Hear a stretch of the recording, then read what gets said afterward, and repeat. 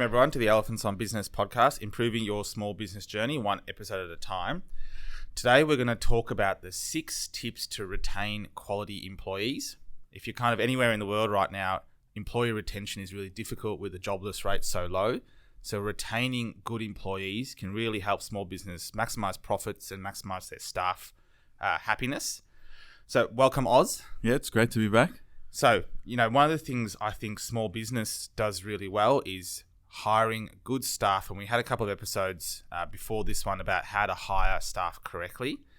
Today, Oz, it's all about retaining staff. And I don't know about you, but I left a job because I didn't like how I was treated as an employee. But then when you start a business, it's very difficult to do things correctly. Yeah, correct. Like, I think everyone starts off, leaving a job, and there were certain elements that you wanted to change within that job. And then maybe you go and start a small business, and then you're just recreating what you sort of saw at your previous role. I guess we'll go through some of these high-level sort of points here. Essentially, as you said, like, it's quite hard sort of retaining staff at times. Especially when you're a small business, you really need to maybe show them like there's maybe a career progression and all that, those and other little things. And I think it's just you only can do from your past history. So if you worked at a few organizations, I was the same. I worked at a few companies that were massive organizations, your big banks and stuff. And yeah, they didn't really treat employees that well. But when we started a business, I don't know, I was never taught how to treat employees well because I only know what happened to me. Exactly. And so today, Oz and I have summarized, like I said, the 6 tips. And so we'll start off at the top. One of the most important things is actually rewarding your staff correctly and recognizing that they're doing well. And that's going back to your point, like working at a large organization, you're probably not even recognized as a staff member. No. So like it is important to say good morning. Yeah. G'day, which is funny to say, right? But I've worked at places where your boss didn't even acknowledge you. Walks past you. Past you, sits down, starts typing, and you're like, oh, okay, good morning in my head. Yeah. And then, like, he's angry at me or she's angry at me. Exactly. And then you start feeling, have I done something wrong? But it's pretty much maybe they're just too busy or, they've got other things to worry about. And it's like, well, they don't really have the time or the day to even say good day sometimes. And which is fine. Obviously, they've got their own job to do and, whatever they're doing. But as a small business owner, I think it's quite important to recognize our staff members and ensure that, you're providing, say, a positive environment for them as well.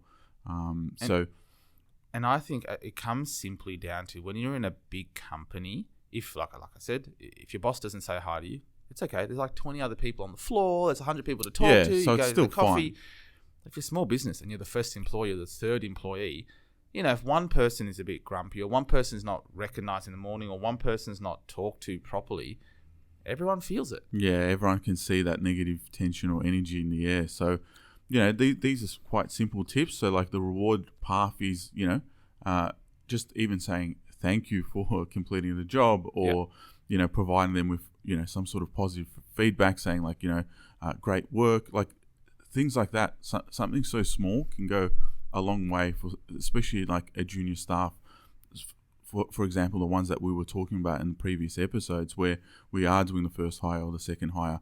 These hires are typically, junior-ish level entry sort of staff and, providing them like with that great feedback of saying thank you and, you're doing great and things of that nature. I think it goes a long way. And then even some small stuff like a team lunch, like having lunch together or, having breakfast or bringing them a coffee or, small biscuits or things. Whatever just it is. Small little gestures like that also go a long way and make that person feel valued. And I think if you split up reward into if you go to hard and soft rewards I think about is like this, and that's a separate thing. It's like you have to pay your staff well. I think that's a known thing. Yep. The 6 tips today are not about how to pay your staff well. Like if they're good, you have to kind of make sure you're meeting the market and the job requirements. What we're talking about here is very much the soft stuff, like those team lunches, the thank you, the good feedback, making sure that they feel valued, I guess daily, to making sure they feel part of a team, albeit it's very small. I think is really important. And especially what you mentioned, like those team lunches, it does sound a bit, oh gosh, why am I taking them out for lunch? I pay them well, why am I taking them out for lunch? Yeah. But it's an important element to take your staff member out of the workflow, out of the office, and then just talk to them, get to know them on personal level as well. Yeah. And then just I remember when I was younger, and then like whenever you went out for lunch and maybe your boss took you out to a restaurant that maybe you couldn't afford to go to, I'd go tell my friends, wow, we went to this, nice restaurant, and like I would never have been able to afford that by myself. Yeah, and then you're tasting different food, and then it's just like it's nice. A bit of an experience. You feel good. The next day you feel pumped. You feel like your boss cared about you. So I don't know, for me, I did come in the next day going, I'm going to work a little bit harder. I'm going to, if my boss gives me something, I'm going to try and do it faster. So I think, the reward and recognize your staff, really make that a priority, because everyone can get paid somewhere else. Yes. But if you're feeling valued from a reward point of view, that's a big thing. Yeah, exactly. And then one level above, obviously those small little team lunches and things of that nature is you can have team functions, right? Yep. So like you can have maybe a quarterly, gathering, go out, do something different, maybe, bowling or anything random like that, just a function like that. Year-end functions, end of financial year functions as well. So having functions like that, I think also just it makes people look forward to something. Maybe, at the end of the year, you have a great Christmas function or something like that. And it's a nice release. It's a nice release of stress. And you can talk about other things with people around. I always found that it's a bit funny when you work in a big team or you work in a team, if you're solely just focused on doing the job, doing the work, doing the job, after a while you do get frustrated with the person next to you because they haven't done their job. Yeah. Or they're not doing it correctly, or the work is tough. And you kind of start to, sometimes, be honest, hate the person next to you. But then if you have a team lunch or a team event and you talk about just other things in life, you realize that, they're a good person. It's just the work was tough that month, or the work was difficult, or the client was annoying. So I think it's really important, kind of the recognizing your staff from a soft point of view. Yeah, easy. So we'll go on to the next one, right? So the next one that we have on our list is, just challenge and develop skills. So I think that's quite important. Obviously, being a small business, when it's your first hire or your second hire, typically, once again, they're probably more of your entry level sort of hires, and it's typically those people that look up to you and want to learn off you because you've got that experience in a specific industry. So obviously providing training, so internal training and also external training. So like, is there an external provider within your industry that provides, let's say, seminars or training days where they can go out and learn something different, and then obviously the internal stuff, which is you would do it internally probably day to day, and maybe you have once a month a structured day where you're just doing training the whole day or something. So things like that obviously help that particular employee grow as a person as well and learn skills within that industry. Yeah, and I think, again, it's also important just to, when you're developing them or challenging them, it's not about just giving them more work. Like, that's not the solution. Just give them more work, give them more, pile it on. That's not the approach I would suggest. I would suggest, like, training and mentoring and teaching them things is different to just giving them more work.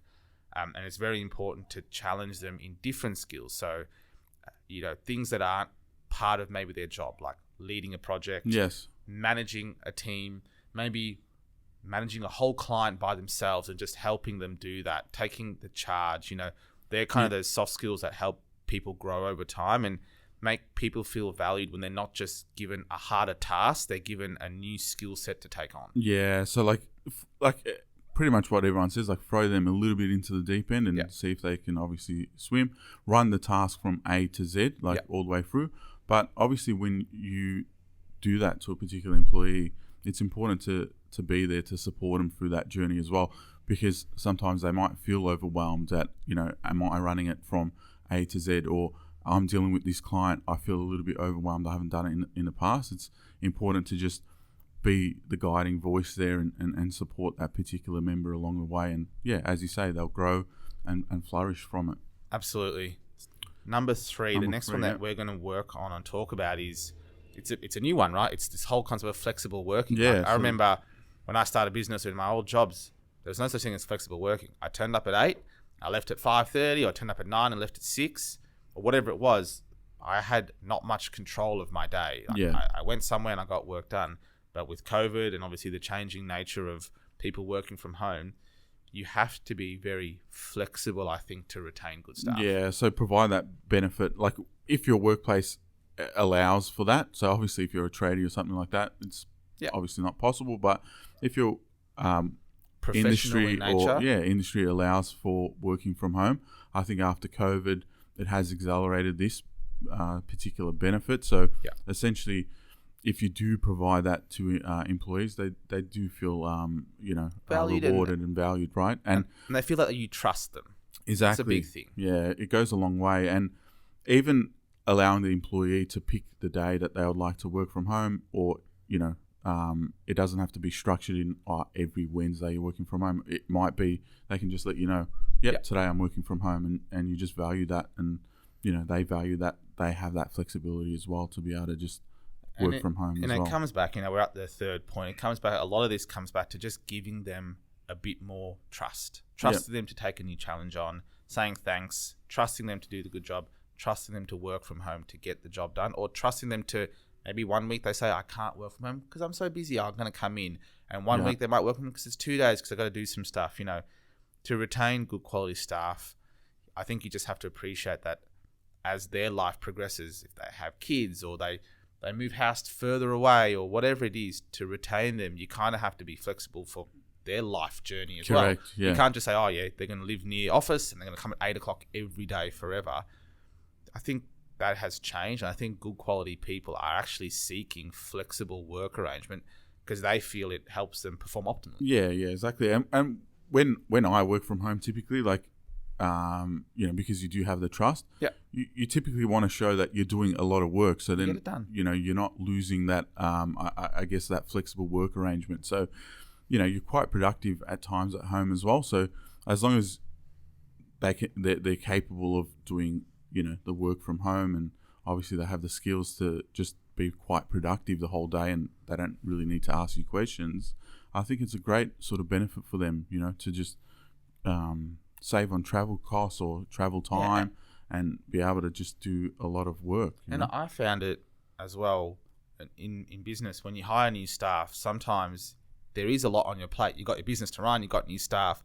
I also find sometimes it's a benefit for me when you guys sometimes all work from home and I come into the office, sometimes even by myself, it is not bad because I have a day to just focus on my work. Yeah, and I'm not getting dragged in left, right, and center. And I'm assuming when you're working from home, it's the same for you. Correct. You might go, today I'm going to be so focused to finish all these tasks, and there's that day of no distractions. Yes, exactly. And obviously, you don't want that to go on forever because then you're like, I don't then have the culture. Bored, exactly. On, so then that goes into the next goes topic, into right? point number 4, which is, I think, a very difficult thing to do in small business because there are ups and downs in small business. Yeah. You are stressed generally as a small business owner, and you just go, geez, I need to focus on this, and you kind of forget that the word culture is a very important thing. And to be honest, I never really valued culture in my jobs because I was like, I don't care, pay me more, I'll stay late and get the work done. Yeah, I don't need any of these things. Like, I don't need the function. I don't need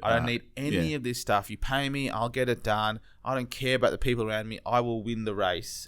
But that doesn't last long, right? And when you're young, burnout doesn't happen that regularly. But when you're older and you're getting a bit, I'm in my mid-30s, late 30s, and your personal life has progressed in a way, you've got kids and all these other things. Like burnout is your real. energy is now dispersed to a lot of things. And coming into a positive work environment where I feel I can talk to people, I feel I can vent my frustrations about the job or just life, I can ask people for their advice. Yeah, that kind of culture is, I think, probably the most important thing because that culture feeds into how you develop, how you let people be flexible, how you say thanks. Yes.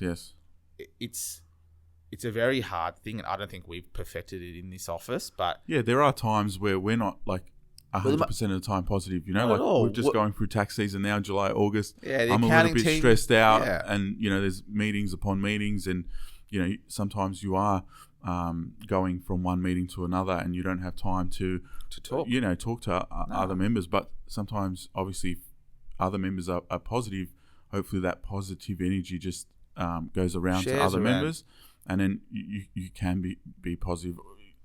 We can't sit here and say we're positive all the time and we're upbeat, but it's one of those things that you have to have it in the back of your mind that it's positive, important. positive. And I think it's really important to balance positivity with authenticity, because you just don't want to be fake. You don't want to come and go, it's great, life's great.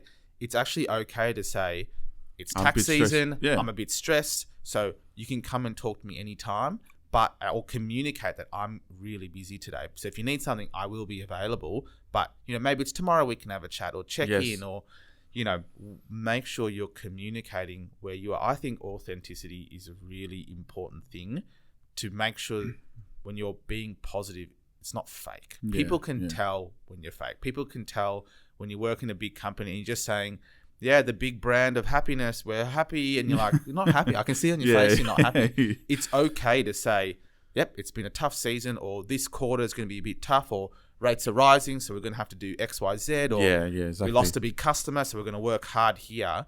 And that's the nature of small business. It's never, a it's linear, not a happy train forever, right? Yeah, train upwards. It goes through those ups and downs. But I think acknowledging that work can provide you energy to live a fulfilled life, I think is very important. When you come into the office, if the person is frowning or sad, or on Sunday they just don't feel right about coming in Monday, you're not going to retain that employee. Either you're not going to retain them because they'll leave, or their performance will deteriorate because they just don't like the environment. So you're not getting your return. You're not going to get your return return back in that style. Yeah. Number 5. So be open to criticism from staff, right? So a lot of bosses in my past, like sometimes you would suggest something, or how'd that go down? Yeah, and it's just like, we don't want to hear it, like, or no, we're not going to change it. We're not going to change it, or essentially, that's not the way we should do it, or we've been doing this for the last 10 years, so we're just going to keep doing it. Sometimes you can forget, right? You can forget that as well. You don't know everything. I don't know everything. But when you're running the business, you kind of feel like, I think it's back to that authenticity thing. You kind of feel like, I need to just be like, it's my way, it's my way.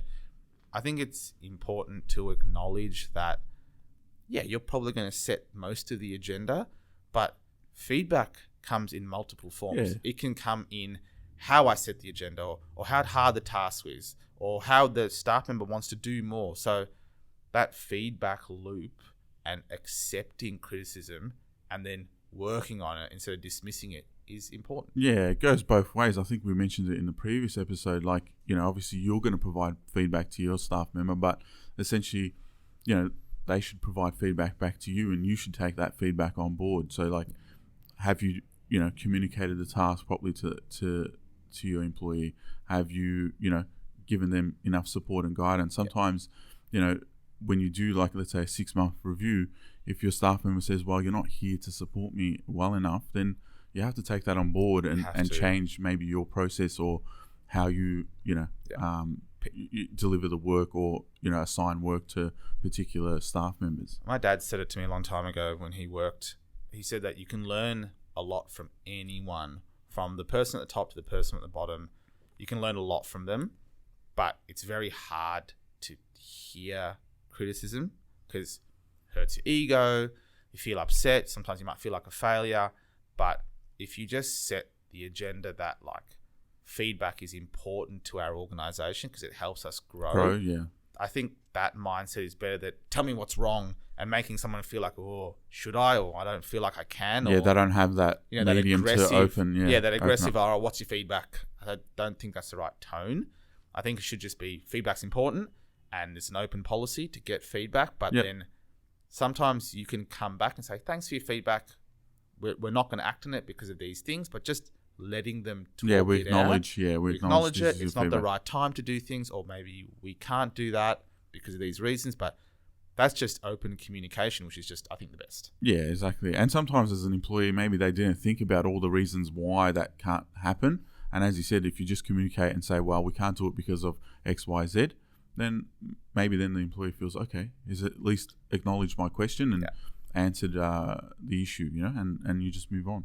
So the last one, right? The last one, I think, is probably the hardest 6. one. It's the hardest one in small business, is trying to come up with a pathway for their career within your business, which is extraordinarily difficult when you're a small business because there's no career.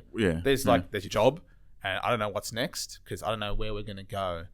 But I think my advice to small business is don't think of a pathway and a career as more pay, a new title. It doesn't have to be that. It can just be a growth pathway. You're going to start them off doing the work for a client. Then you might grow them into running a meeting. Then you might grow them into managing the client. If you utilize your staff effectively and let them grow, you have more free time to go on to something else. So I think it's a balancing act. Some people think that they have to have this mapped out career plan. I don't think that. It's very hard. I think you have to have a mapped out plan to pass more work so you can get more profitable or more clients or whatever it might be. Yeah, and then that staff member will feel valued, obviously, by taking on more work. So it is in a sense, a progression in their career as well, because they started off with, the simple tasks and then they're working up to the more difficult tasks. So I think as long as you've got a set plan of, you're going to be working on A set of tasks, and then the next B set of tasks is a little bit harder. So we're going to progress you up to there, and then, progress you up from further. there onwards. On these 6 points, we've never mentioned obviously the pay, but obviously if you are paying market rate and you are obviously trying to increase that rate, you hope that you can retain the staff by that sense. But obviously these were more the soft side skills. of things. Yeah. Amazing. Well, thanks everyone for listening and tuning in. If you're listening on our podcast, please give some feedback or send through an email. If you're on YouTube, hit the subscribe button, and we hope to bring you more to help your small business journey. Thanks a lot, again. guys. Cheers. Bye.